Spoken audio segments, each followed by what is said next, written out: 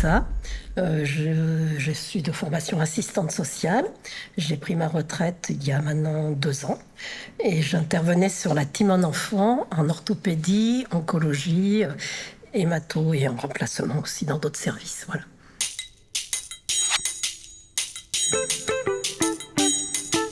Alors, ce métier est divers suivant les endroits où on travaille.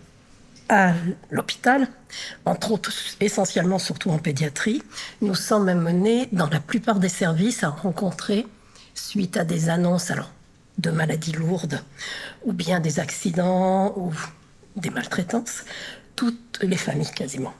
Donc c'est un métier très riche qui est une plateforme, je dirais, contact entre l'hôpital et l'extérieur. On travaille énormément avec le conseil départemental, avec le tribunal pour enfants, avec la caisse d'allocation, enfin avec tous les organismes qui interviennent au niveau du soutien familial, de la protection de l'enfance et avec toutes les associations, bien évidemment. Voilà, c'est un métier qui est un métier très riche, passionnant, de relations, d'accompagnement, de soutien. Et je pense un métier qui se base sur l'humain. Je pense qu'il faut être empathique, mais aussi pouvoir avoir la distance pour pas non plus se laisser absorber par la douleur, le désespoir que peuvent avoir des familles.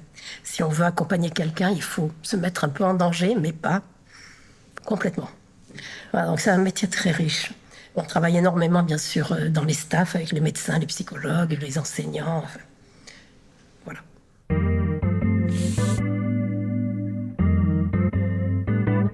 Déjà, ma mère était infirmière. Donc, j'ai beaucoup baigné dans l'aide. Elle ne nous racontait pas les histoires, mais ce qu'elle ressentait par rapport à l'accompagnement des malades lourds, puisqu'elle travaillait dans un service de grands brûlés. Et puis, c'est cette dimension humaine qui m'a toujours intéressée, cette pluridisciplinarité, puisqu'on travaille en équipe. J'aurais pas pu faire ce métier, je pense, si j'avais travaillé seule dans un coin. L'intérêt, c'est d'échanger.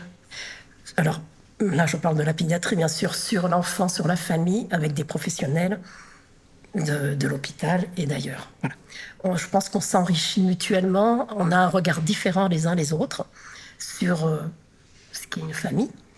Par exemple, très souvent, j'ai été emmenée à relativiser le regard des médecins sur une maman qui ne venait pas tous les jours, par exemple. Pour expliquer que oui, il y avait 5 autres enfants à la maison en bas âge et que c'était pas possible pour elle de venir de Gap tous les jours. Voilà, ce genre de choses, vous voyez. Donc je pense qu'on s'apporte mutuellement. Alors c'est vrai que sur l'hôpital d'enfants, je fais vraiment parce que j'ai travaillé chez les adultes au début, c'est très différent. On a vraiment une place. Je pense que partout on a une place, mais que chez les adultes, la seule place qu'on nous donne, c'est faire rentrer des fonds en faisant des aides médicales, en régularisant, et vider les lits. Après, si elles ont le temps, elles font autre chose, mais elles n'ont pas souvent le temps de faire autre chose. Tandis que nous, c'est vraiment un travail... on voit les parents, on les reçoit, on voit les malades. Quand c'est des ados, bien évidemment, on les voit. Et quand c'est des enfants en bas âge, même suspects de maltraitance, bien sûr qu'on les rencontre. Donc on est à la fois avec les familles et à la fois avec les équipes. Et je pense que ce métier n'a de sens que pour ça.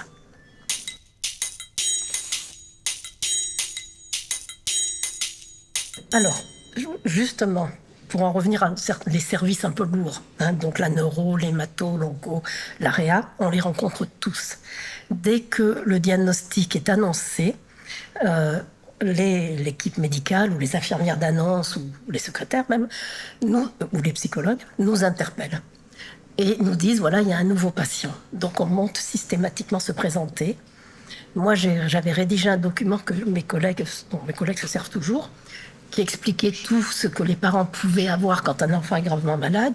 Ça, c'est un document de soutien qu'on leur met dans la chambre au début en les voyant, et ensuite on propose un rendez-vous, bien sûr, dans le bureau, parce que je pars du principe que de faire un entretien qui va parler des difficultés matérielles que la famille va avoir face à la maladie, c'est pas souhaitable de le faire devant l'enfant, encore moins devant l'ado.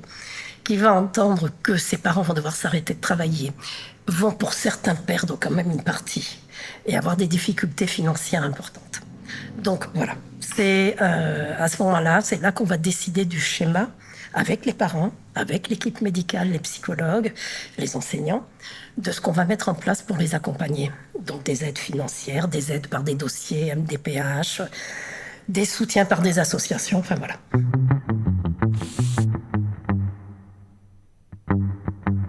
En général, le diagnostic, pour prendre un exemple, sur l'onco et les matos surtout, est annoncé.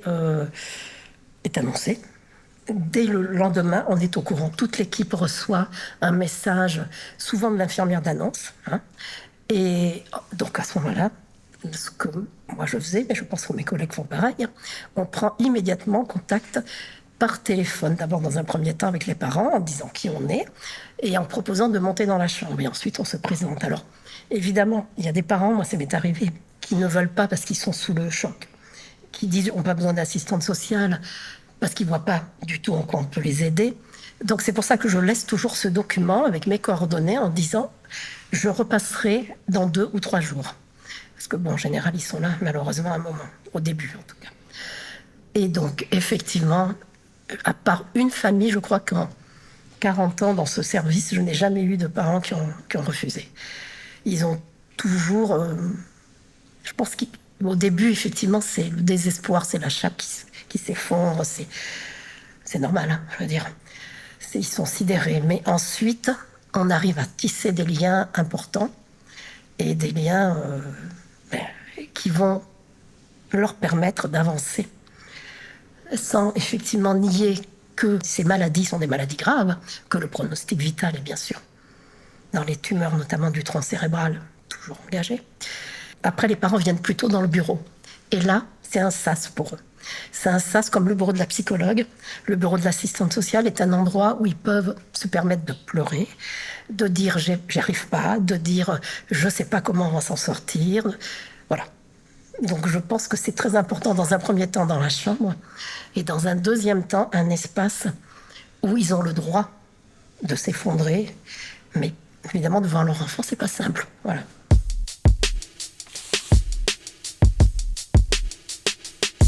Par rapport aux leucémies, c'est vrai qu'ils sont là très longtemps. Donc ils sont vus généralement à leur demande ou tous les 6 mois, parce qu'on monte aussi des dossiers d'allocation journalière de présence parentale qui nécessitent d'être renouvelés tous les 6 mois. Donc au minimum, tous les 6 mois, quand ils ne sont pas en demande, on les rencontre, on refait le point. Et après, quand ils peuvent être en demande pour d'autres choses, comme la maison des parents, McDonald's, l'abri parental, enfin toutes ces structures d'hébergement, qui ont un certain coût, McDo étant le moins cher, mais que même si on a des revenus, des fois on ne peut pas payer quand c'est au long cours. Donc à ce moment-là, ils nous sollicitent. Ou c'est la maison McDo qui nous appelle, ou c'est l'abri parental qui nous dit « je crois que cette famille est en difficulté ».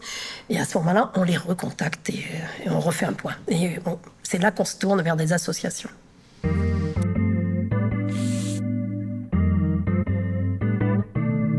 Alors moi, je suis arrivée j'arrivais chez les adultes, je suis arrivée en décembre 86. Et c'est toujours une anecdote qui me revient. Donc à l'époque, j'avais 6 étages à l'hôpital, on n'était que 3. Donc j'avais les matos, l'onco, la néonate. Et donc je me présente en onco, c'était le professeur Rébaud à l'époque, qui me voit arriver, donc je lui dis qui je suis. Et là, il me dit, une assistante sociale ? Alors je regarde, je dis oui. Non, mais vous savez, il y a un taux de mortalité dans les assistantes sociales. Ça fait 1 an que j'en ai pas vu une. Bon, ok. Après, je pense qu'on n'était pas assez nombreuses et que mes collègues n'arrivaient pas à voir toutes les familles, effectivement. Donc on est devenu 4 après. Donc maintenant elles sont 6, ce qui est bien depuis peu. Mais du coup, il y a une grosse évolution. Mais l'évolution, elle vient, je pense, aussi pas forcément de l'institution, peut-être de la formation des médecins qui est un peu différente maintenant. Ils travaillent beaucoup plus en collaboration aussi. Ils ont des notions un petit peu de psycho et d'autres qu'ils n'avaient pas forcément avant. Et je pense que l'évolution, elle se fait aussi par vous. Je pense qu'effectivement, quand moi je suis arrivée, Mes collègues n'avaient pas forcément l'habitude, elles travaillaient, hein, je ne veux pas dire qu'elles ne travaillaient pas, mais pas forcément l'habitude de monter en service, de suivre des visites, d'aller au staff. Et comme je venais d'un service adulte où c'était obligatoire, du coup, c'est vrai que je l'ai fait. Et ça a un peu induit quelque chose. Et je pense que c'est indispensable.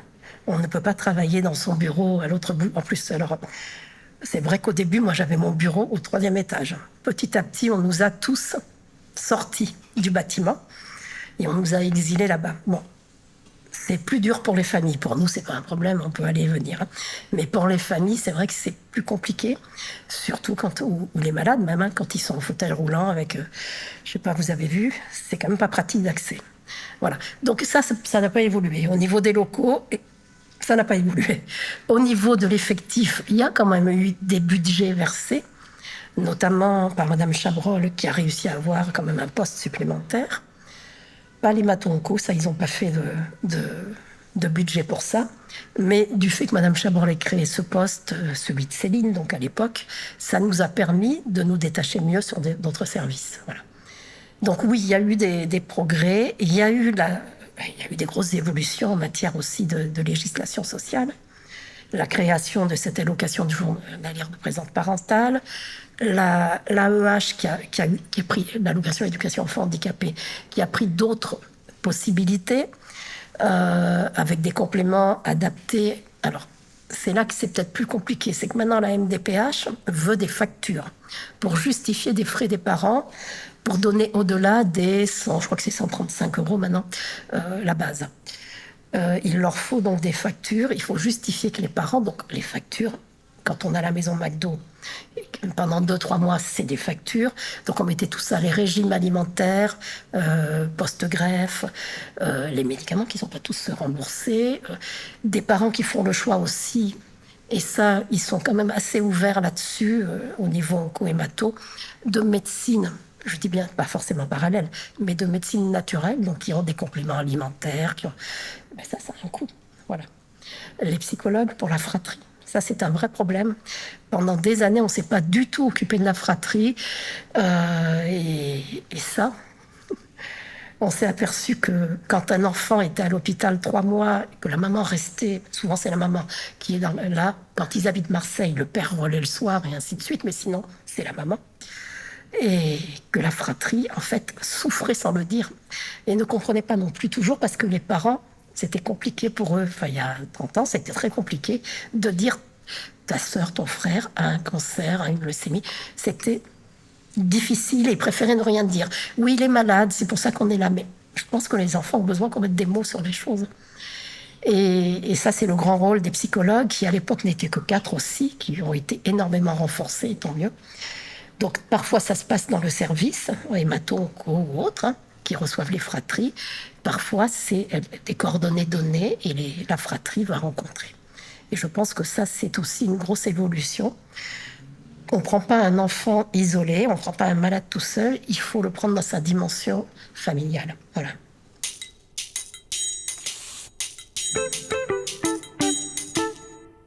Donc, il se trouve que, je ne vais pas dire le nom, mais c'est une maman que j'ai rencontrée dans le cadre d'un dossier MDPH.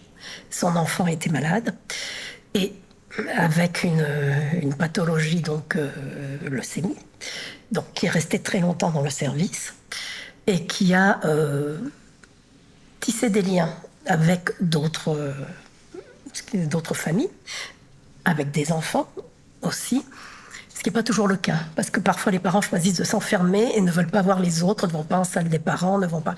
Là, c'était quelqu'un de très ouvert, comme quand même un certain nombre, et qui s'est rendu compte aussi, qui me voyait courir toute la journée, notamment, alors au départ, c'était sur notamment une petite fille qui arrivait de Moroni, via Mayotte, toute seule, parce qu'à l'époque, on recevait beaucoup d'enfants venant du Maghreb, d'Afrique noire et de la Réunion et de Mayotte, sans les parents, parce que les billets n'étaient pas payés pour les parents.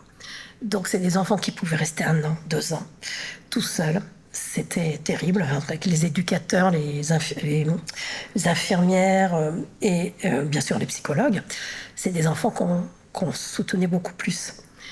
Et donc, cette dame avait remarqué que cette petite fille était vraiment très seule, quoi. Et en parlant avec d'autres parents aussi, voilà. Donc elle s'est rendue compte qu'il y avait une vraie précarité quand l'enfant tombait malade.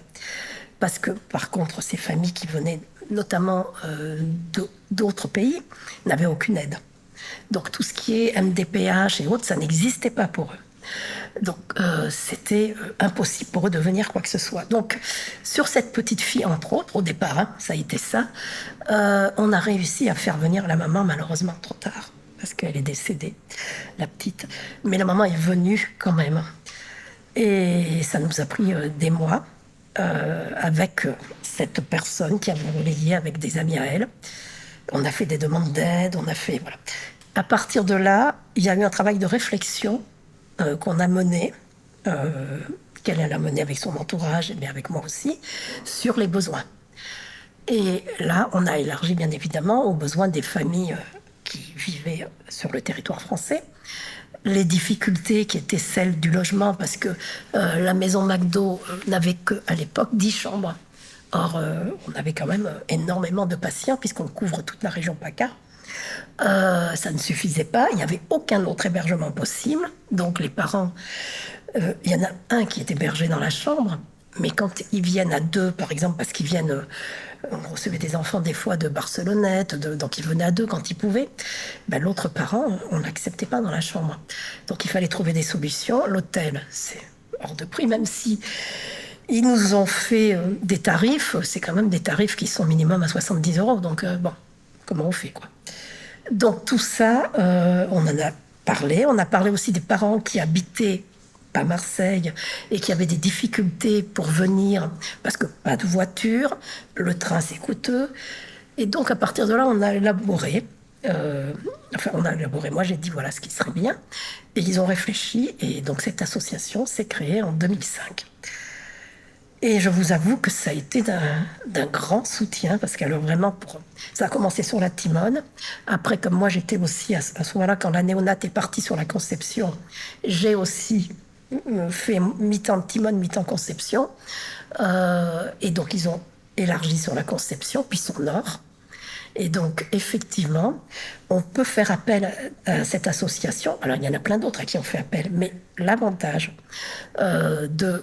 pour le fil d'Ariane, c'est qu'on demande et qu'ils nous font confiance complètement. Donc, on ne va pas forcément demander de l'argent, c'est pas mais on peut demander qu'ils paient directement la maison McDo, qu'ils paient l'abri parental, que les parents, sur production bien sûr des tickets, des premiers tickets de train, puissent avoir une avance sur les autres.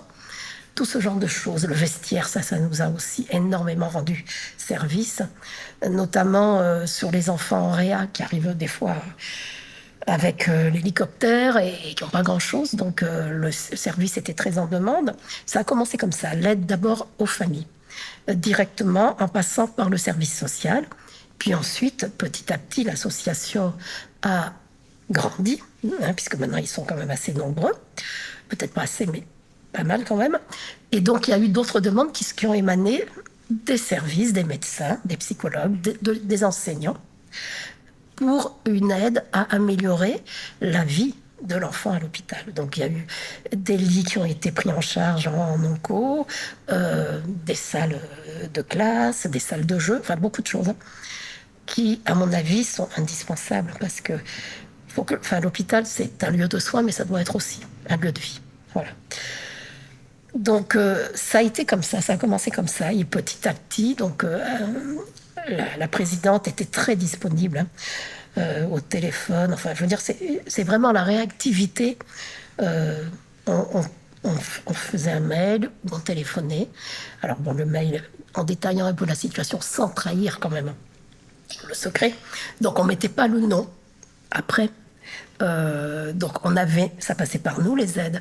Ensuite, si les familles le souhaitaient, on leur disait le nom de l'association et à ce moment-là, ils pouvaient contacter directement. Mais c'est vrai qu'au départ, il y a aussi cette notion de secret, parce que nous, on est soumis au secret et on ne peut pas tout divulguer de l'histoire d'une famille. Voilà, même avec les médecins. Donc...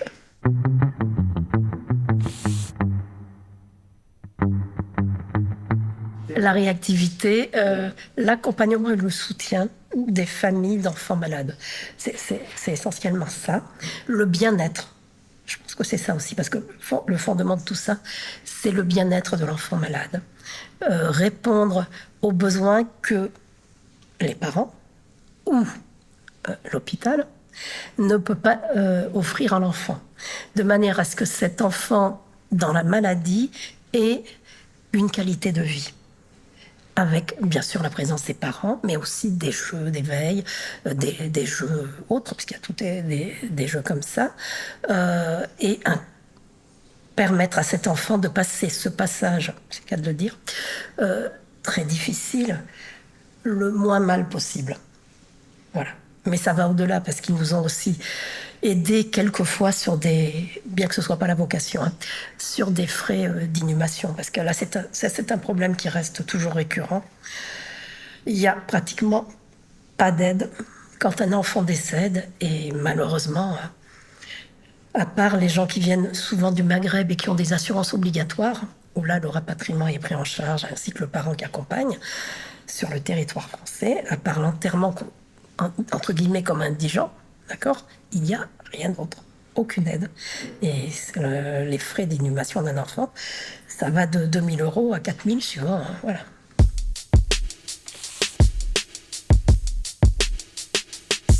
C'est le labyrinthe pour sortir de quelque chose qui nous semble insurmontable, qui est la maladie, hein, et ce fil permet de trouver une sortie et d'avancer.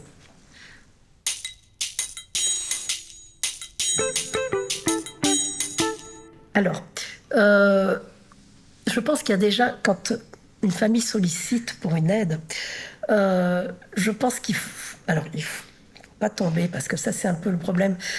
Moi, 2-3 fois, j'ai été interpellée par des équipes médicales me disant « Il faut vraiment que tu aides ce papa financièrement, il ne s'en sort pas, c'est terrible. » Et sa fille, en plus, le pronostic est engagé, on est en palliatif. Voilà. Bon, oui, ok. C'est vrai que c'est très difficile, hein. Mais en tant que professionnelle assistante sociale, il faut avoir assez d'empathie, mais rester dans la réalité. Donc, j'ai dit, je vais recevoir le papa et faire le point. Et ça me reste parce que c'est un exemple assez frappant. Ce papa est donc venu me voir. J'ai fait le point. Il avait le maximum de toutes les aides. Il a été plus de revenus qu'avant la maladie. Le problème était qu'il avait un voilier au port de Bandol et qu'il ne pouvait plus payer le... Et donc ça passe pas. Au niveau, on ne peut pas demander une aide pour payer la location au port de Bandol, voyez. C'est pas passé. Moi, j'ai fait des demandes un peu partout et on m'a dit, c'est pas la priorité absolue. En plus, voilà. Mais c'est vrai que lui, c'était ça. Et je l'entends, hein, c'était ça bouée, je dirais. L'idée de ce bateau, de pouvoir un jour avec sa fille, il n'a pas pu le faire, mais de voir un jour avec sa fille monter sur le bateau et prendre le large, c'était sortir de la maladie. Donc voilà. Donc après, je me suis tournée vers une association qui a accepté de donner, mais 1 mois, pas plus, quoi. Voilà. Parce que c'est très cher, le port de Bandol.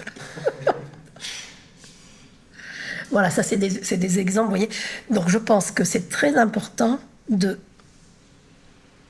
garder son humanité complète, écouter, entendre, mais aussi parfois un peu cadrer.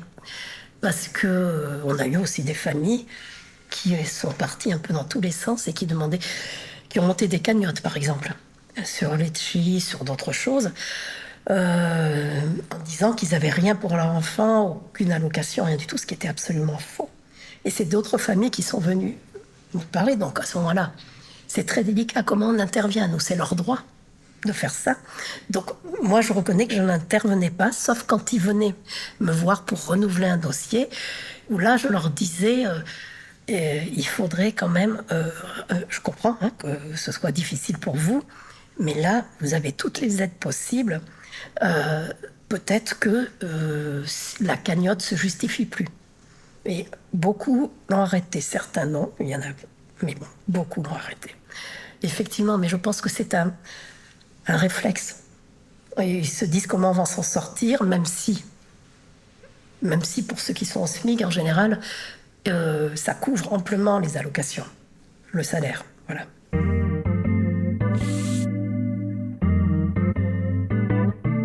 Alors, il y a beaucoup d'associations, il y a beaucoup de bénévoles. Après, faut peut-être se poser les vraies questions. Pourquoi on va aussi dans une association? Alors, beaucoup y vont parce qu'ils pensent qu'ils peuvent apporter quelque chose, et c'est vrai, hein, chacun à notre façon, on peut apporter quelque chose. Mais c'est pas non plus uniquement pour se faire plaisir. Voilà, moi, je suis intervenue 2-3 fois et je m'en suis retirée au niveau d'une association sur Aix. J'étais pas du tout d'accord avec la philosophie. Alors, c'est vrai que j'y arrivais avec mon bagage d'assistante sociale. Donc, j'estimais que il faut accueillir les gens qui viennent, mais faire un bilan de leur situation réelle. C'est-à-dire qu'on ne va pas garder pendant 3 ans la même famille sans demander, au bout d'un an, où ils en sont de leurs revenus, de leurs allocations, de leur loyer, enfin de tout ça. Or, ils faisaient comme ça. Donc, il y a des familles qui étaient toujours aidées et on en refusait plein. On refusait des étudiants, on refusait...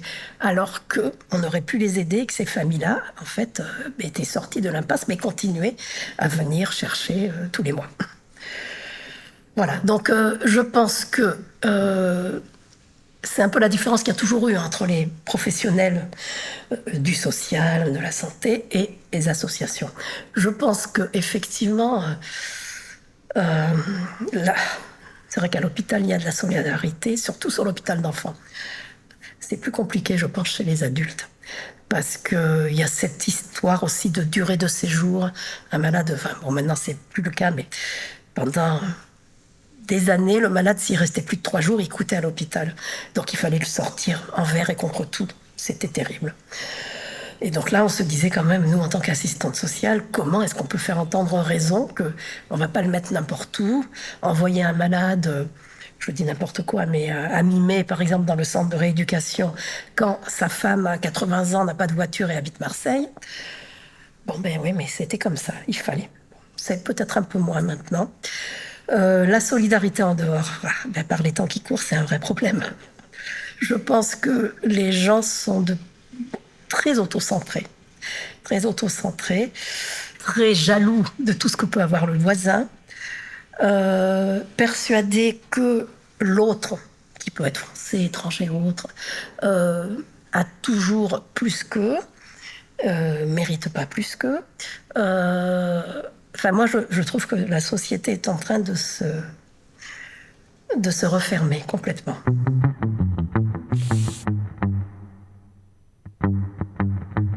Bien, j'ai l'impression que, effectivement, du fait de la précarité que vivent un certain nombre de gens dans notre pays, mais dans d'autres pays aussi, hein, actuellement, la solidarité, elle sera pas forcément possible. Alors, pas possible, parce que beaucoup de gens pensent solidarité être don financier, mais ça peut être aussi don de soi.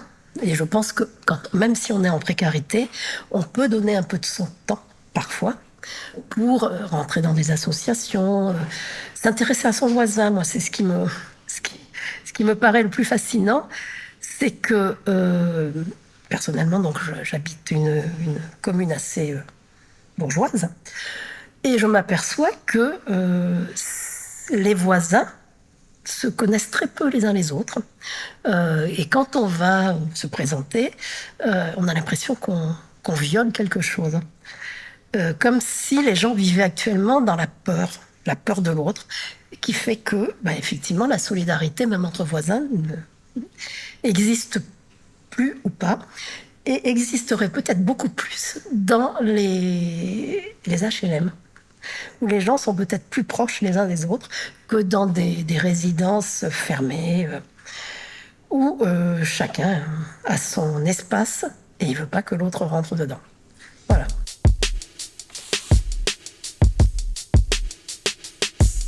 Et que je pense qu'il faut avoir un autre regard actuellement sur la vie, qu'il faut être... Tout le monde devient pessimiste. C'est difficile, ce que vivent beaucoup de gens. Mais l'ouverture à l'autre, à mon avis, c'est le seul avenir possible pour être épanoui, heureux et dans sa vie. Voilà. Je pense qu'on a besoin des autres. On a besoin de s'intéresser aux autres et que les autres s'intéressent à vous. Et il me semble que donc la solidarité, ça passe aussi par là, c'est-à-dire l'ouverture d'esprit, la tolérance. Et après, chacun donne ce qu'il peut donner. Ça peut être, je pense, une dame âgée dans ma résidence, lui faire ses courses. Personne n'y a pensé, vous voyez. Porter un repas à quelqu'un qui peut pas se déplacer. Ce genre de choses qu'on voit. Alors un petit peu dans les campagnes, mais de moins en moins dans les grandes villes. Enfin, moi c'est le sentiment que j'ai, en tout cas sur Aix. Donc voilà.